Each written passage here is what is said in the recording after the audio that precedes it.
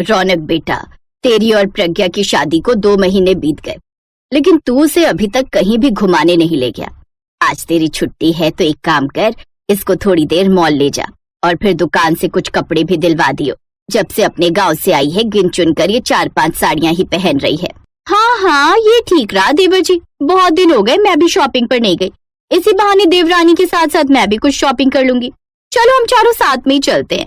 ये है अंजलि, प्रज्ञा की जेठानी, जो कि शहरी लड़की थी, जबकि प्रज्ञा गांव की एक सीधी सादी लड़की थी। इसलिए उसे शहर के बारे में ज्यादा कुछ पता नहीं था, जिस कारण उसे हर छोटी बड़ी चीज में दिक्कत परेशानी आती रहती थी। उस रोज वो सभी मिलकर शॉपिंग पर चले जाते हैं। ये लो प्रज्ञा, तुम ये वाली बनारसी साड़ी ले लो, ऐसी साड़ी तुम्हारे पास है भी नहीं और ये रंग भी तुम पर खूब खिलेगा। हाँ जेठानी जी, सुंदर तो बहुत है, लेकिन इसका दाम क्या है? ज्यादा नहीं, सिर्फ 6,000 की है। क्या 6,000? अरे इतने में तो हमारे गांव में 3 घर का राशन आ जाता है। देवरानी जी, वो तुम्हारा गांव है और ये गांव नहीं शहर है। शहर और गांव में जमीन आसमान का फर्क होता है। और वैसे भी कौन सा साड़ी के पैसे हमें देने हैं? पैसे तो हमारे पतियों ने देने हैं। अंजलि खुद तो महंगी शॉपिंग करती ही है, लेकिन साथ ही देवरानी को भी महंगे महंगे कपड़े लेने को कहती है। वो कपड़े लेकर घर आ जाती है। अगले दिन वो सभी नए कपड़े हाथ में उठाए जेठानी वॉशिंग मशीन की तरफ जा रही होती है। अरे जेठानी जी, ये तो वही नए कपड़े हैं ना जो कल हम उस बड़े से एसी वाली दुकान से लेकर आए थे। इन्हें लेकर आप कहाँ जा रही हैं? इन्हें धोने और कहाँ, लेकिन अभी तो ये आपने एक बार भी नहीं पहने, फिर क्यों इन्हें धो रही हैं? वो इसलिए मेरी भोली देवरानी कि गांव के जो भी कपड़े होते हैं वो सब हमें धोकर ही पहनने चाहिए, ताकि उसमें लगे हुए जर्म्स हम तक ना आए। अब वो सभी कपड़ों को ले जाकर महंगा सा डिटर्जेंट वॉशिंग मशीन में डालकर साथ में इजी और डिटॉल अच्छे से डालकर धोने डाल देती है। फिर उन्हें धोने के बाद ड्राई करके धूप में सूखने डाल देती है। ये देखकर देवरानी मन ही मन सोचती है, जेठानी जी के पास तो कपड़े धोने वाली मशीन है, इसलिए उन्होंने जल्दी से सब कपड़े धो लिए, लेकिन मेरे पास तो ऐसी कोई मशीन नहीं है। फिर कोई नहीं, मैं अपने देसी जुगाड़ से ही कपड़े धो लूंगी। अब प्रज्ञा अपने कमरे में जाकर वो नई साड़ियाँ निकालती है और बाल्टी में पानी भरकर धोने लगती है। आज तो हम रगड़ रगड़ कर सारा मैल निकाल देंगे। लेकिन इस तरह कपड़े धोने से वो कपड़े काफी हल्के हो जाते हैं और जगह जगह से फटने लगते हैं। तभी उसका पति रौनक बाथरूम में आता है और उसे इस तरह कपड़े धोता देख काफी हैरान हो जाता है। ये तुम क्या कर रही हो प्रज्ञा? अरे वो जेठानी जी कह रही थी हमें नए कपड़े पहनने से पहले धोने चाहिए, इसमें वो जर्म्स होते हैं ना, इसलिए। अरे तो तुम्हें कपड़े धोने ही थे तो वॉशिंग मशीन में धोती ना। यूँ गांव में घाट पर धुलने वाले कपड़ों की तरह क्यों धो रही हो? लेकिन हमें वो मशीन में कपड़े कैसे धोते, वो तो हमको धोने आते ही नहीं। तभी उसकी जेठानी भी वहाँ आ जाती है। अरे तुम मुझसे कह देती देवरानी जी, मैं तुम्हें सिखा देती, कम से कम तुम्हारी नई साड़ियाँ फटने से तो बच जाती।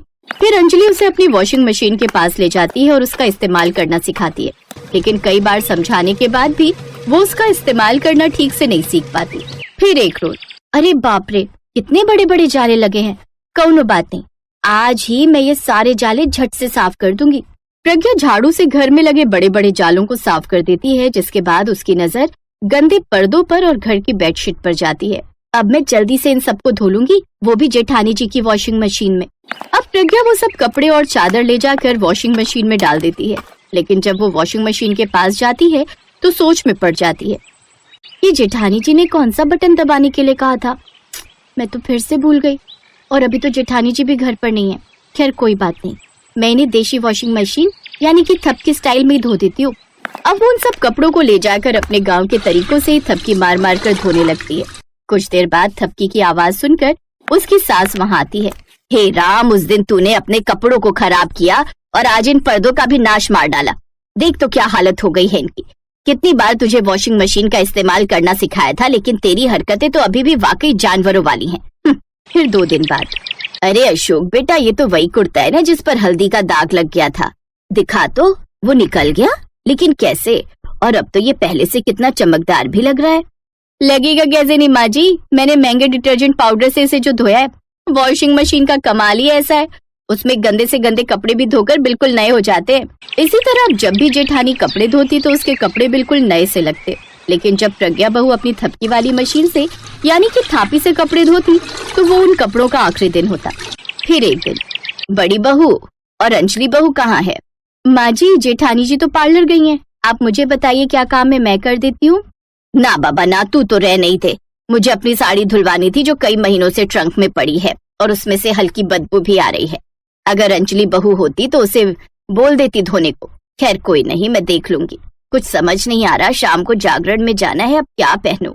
माँ जी आप हमें दे दीजिए, हम उसे अच्छे से हाथ से धोकर सुखा देंगे, फिर प्रेस करके भी रख देंगे शाम तक।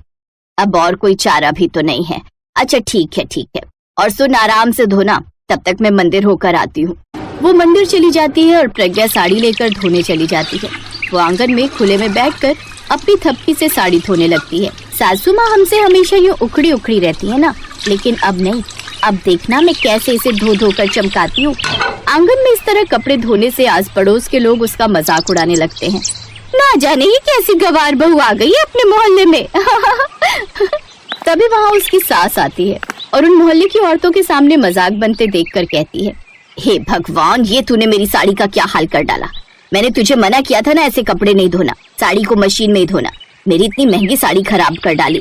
लेकिन माँ जी हमको मशीन में कपड़े धोने नहीं आते हैं, हम क्या करें। ना जाने तू भी गायत्री कहाँ से इस गवार को उठा कर ले आई है, इसे तो वॉशिंग मशीन तक चलानी नहीं आती। गुस्से में गायत्री अंदर चली जाती है। ऐसे कुछ दिन बाद उधर एक रोज रौनक अपने बॉस को घर पर डिनर के लिए इनवाइट करता है, तो खाना रखते वक्त गलती से उसके बॉस के कोट पर रौनक से सब्जी गिर जाती है। फिर गवार बहू अपनी देशी जुगाड़ लगाकर नींबू को उस दाग पर रगड़ती है, फिर हाथ से उस कोट को आराम से धोती है, जिससे वो दाग पूरी तरह से निकल जाता है और रौनक को अपने बॉस का गुस्सा नहीं झेलना पड़ता। बॉस खुश होकर वहाँ से चला जाता है, जिससे उस दिन पहली बार उन सबको गवार बहू की हाथ वाली वॉशिंग मशीन पर गर्व होता है।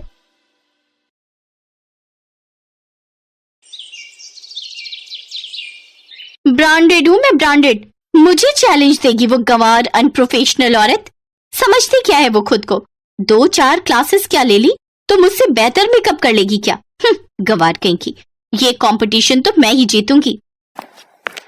अब तो मैं इस मॉडर्न हिरियनवा को बता कर रहूंगी कि मेकअप का होता है। पता है सासू माई, मैंने गांव में 1 हफ्ता क्लास ली है मेकअप सीखने की, टीना दलाल से। जब वो हमरे गांव में हफ्ते भर के लिए मुफ्त में सिखाने आई थी। वो मोई दलाल, अरे सुना है वो तो कई बार लोगों की भवें तक उड़ा देती है, फिर उससे मेकअप करना कहाँ आता होगा।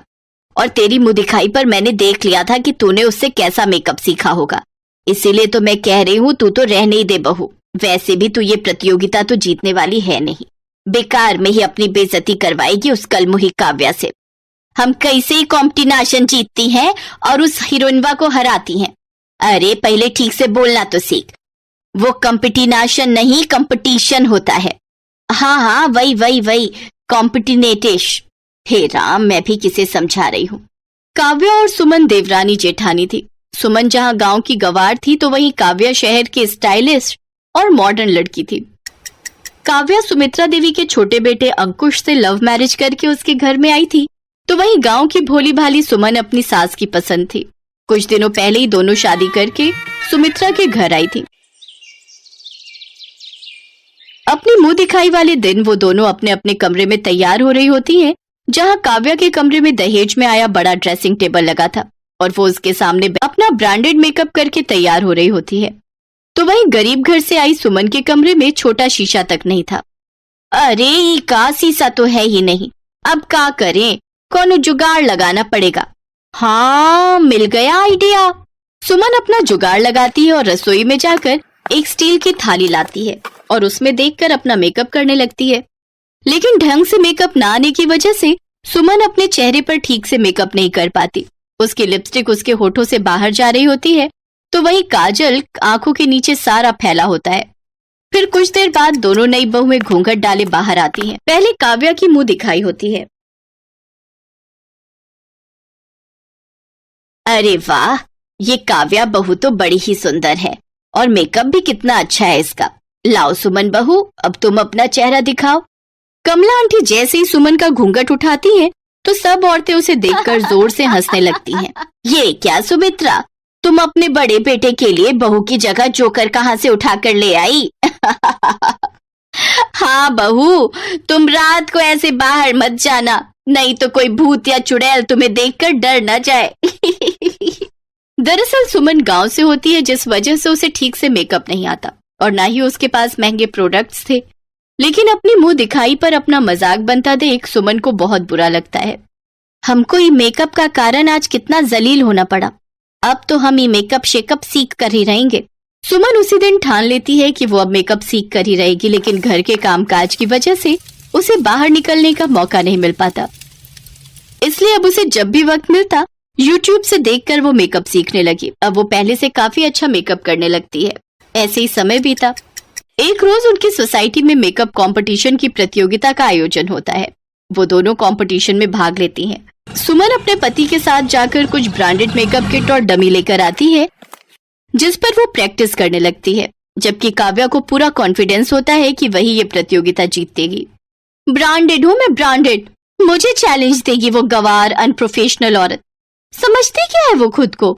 2-4 क्लासेस क्या ले ली तो मुझसे बेहतर मेकअप कर लेगी क्या? गवार कहीं की। ये कंपटीशन तो मैं ही जीतूंगी। ऐसे ही देखते प्रतियोगिता का दिन आ जाता है, जहां शहर के 3 मशहूर मेकअप आर्टिस्ट जजेस के तौर पर आते हैं। पहले राउंड में आप सब आंख बंद करके एक दूसरे का मेकअप करके दिखाएंगे। हैं? आंख में पट्टी बांधकर? अरे मेरी गवार बहू आंख खोलकर तो ठीक से मेकअप कर नहीं पाती, फिर पट्टी बांधकर कैसे करेगी? अब तो वो मुई काव्या ही जीतेगी। फिर वो दोनों आंखें बंद करके एक दूसरे का मेकअप करने लगती हैं। लेकिन वहीं जब बारी सुमन की आती है तो वो अंदाजा नहीं लगा पाती और लिपस्टिक उसके होठों से बाहर निकाल देती है। साथ ही थोप कर उसके फेस में फाउंडेशन और काजल लगा देती है। काव्या का ऐसा चेहरा देख वहां बैठी ऑडियंस और जजेस जोर जोर से हंसने लगती है। काव्या जब अपना चेहरा शीशे में देखती है तो उसे बहुत गुस्सा आता है। यू इडियट, गांव की गवार, तूने मेरे चेहरे पर अपना ये देहाती वाला मेकअप कर दिया। मुझे माफ करना देवरानी जी, गलती से मिस्टेक हो गया। सत्यानाश, मैंने तो पहले ही मना किया था इसे। इसने तो अच्छी खासी दिखने वाली लड़की की भी शक्ल बिगाड़ दी। अब तो जीत बैठी है प्रतियोगिता। तो जैसा कि जाहिर है कि सुमन जी पहला राउंड हार चुकी हैं, तो अब बारी है दूसरे राउंड की और आखिरी राउंड की, जिसमें आप सबको इन दुल्हन का मेकअप करना है और इसके लिए आपको मिलेंगे सिर्फ 10 मिनट और आपका समय शुरू होता है अब। आखिरी राउंड में वो दोनों अपनी जी तोड़ मेहनत लगाती हैं और 7 मिनट के अंदर ही सुमन दुल्हन का बहुत ही सुंदर मेकअप कर देती है, जबकि मॉडर्न बहू का किया हुआ मेकअप कुछ खास नहीं होता और वो पूरे 10 मिनट का समय लेती है। जैसा कि साफ तौर पर दिख रहा है, सुमन जी का किया हुआ मेकअप काफी ज्यादा शानदार है और उन्होंने बेहद ही कम समय में ये प्रतियोगिता पूरी कर ली। इसीलिए इस प्रतियोगिता की विजेता है सुमन जी और इनाम के तौर पर इन्हें मिलते हैं पूरे 5 लाख रुपए। ये सुनकर सुमन और सुमित्रा बहुत खुश होती हैं, तो वहीं काव्या का मुंह बन जाता है। शाबाश, आज मेरी गवार बहू ने मेरा सर गर्व से ऊंचा कर दिया। इनाम से मिले पैसों से सुमन खुद का एक पार्लर खोल लेती है, जिसमें कुछ ही दिनों में उसके पास ग्राहकों की भीड़ लगना शुरू हो जाती है।